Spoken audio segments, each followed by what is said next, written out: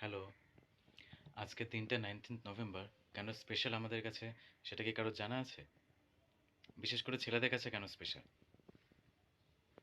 আমরা অনেক ডেটের কথাই জানি, কিন্তু ছেলেদের জন্য যে একটা স্পেশাল দিন আছে, যেটা ইন্টারন্যাশনাল মেন্স ডে, সেটা কিন্তু আজকে সেলিব্রেশন হয়।